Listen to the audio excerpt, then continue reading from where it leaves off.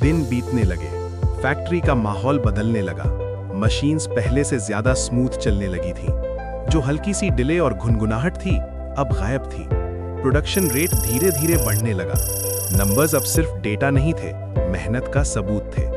जिसे कल तक लोग बस भिखारी कहते थे, उसका असली नाम सिद्धार्थ था।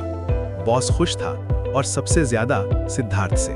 उसकी लगन, उसकी जिम्मेदारी और सबसे बढ़कर उसकी सुनने की आदत अब सबको नजर आने लगी थी। एक दिन बॉस ने सभी एम्प्लॉइज के लिए एनुअल लंच पार्टी रखी, उनके लगातार प्रयासों की सराहना करने के लिए। हंसी मजाक के बीच सिद्धार्थ ने विनम्रता से पूछा, सर, क्या आपको लगता है कि हमारी कंपनी भी एक दिन आदित्य बिरला ग्रुप जैसे बड़ी बन सकती है? बॉस हल्का सा मुस्कुराया, फिर धीरे से हंस पड़ा। बिरला ग्रुप का टर्नओवर ट्रिलियंस में है और हमारा सिर्फ मिलियंस में। वो लोग ऊंची सैलरी देकर हाईली स्किल्ड इंजीनियर्स रख सकते हैं, हमारे पास उतनी फाइनेंशियल स्ट्रेंथ नहीं है। सिद्धार्थ चुप रहा, उसने तुरंत जवाब नहीं दिया। फिर शांत स्वर में बोला, सर, जापान में पॉपुलेशन ग्रोथ रेट कम है, इसलिए वहां की कंपनीज फॉरेन वर्कर्स को हायर करती हैं, चाहे शुरुआत में वो हाईली स्किल्ड ना हो।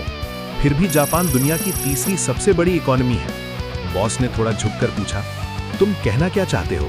सिद्धार्थ ने समझाया, Japanese companies come cost per लोगों को हायर करती हैं और 3 साल तक उन्हें ट्रेन करती हैं। शुरुआत में प्रॉफिट कम होता है, लेकिन ट्रेनिंग के बाद वही लोग स्किल्ड, एफिशिएंट और लॉयल बन जाते हैं। ये लॉन्ग टर्म इन्वेस्टमेंट ही कंपनी को स्टेबल और स्ट्रांग बनाता है। फिर उसने धीरे से जोड़ा, सर, बिरला ग्रुप भी एक दिन में सफल नहीं बना था।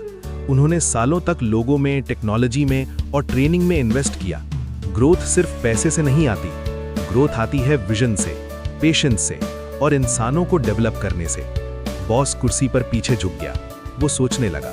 उसे समझ आया, बड़ी कंपनीज एक ही जंप में नहीं बनती, वो छोटे छोटे फैसलों से बनती हैं। और शायद लोगों में इन्वेस्ट करना ही असली ग्रोथ की शुरुआत है। गहरी सोच के बाद बॉस ने एक रिस्क लेने का फैसला किया।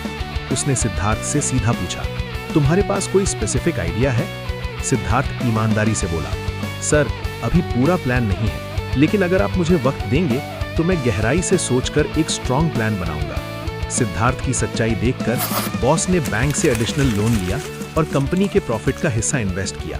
एक नई बिल्डिंग तैयार होने लगी, नई मशीन्स लगने लगी, वही प्रूवन डिजाइन के साथ। अब अगला चैलेंज था मैन पावर। एक्सपीरियंस्ड वर्कर्स महंगे थे, इसलिए बॉस ने फैसला किया फ्रेश और इनएक्सपीरियंस्ड लोगों को हायर किया जाए। अब सवाल था, सिद्धार्थ इंटरव्यू में कैसे लोग सिलेक्ट करेगा? क्या वो डिग्री देखेगा, क्या वो एक्सपीरियंस देखेगा, या सीखने की भूख? यहीं से शुरू होती है पार्ट 4,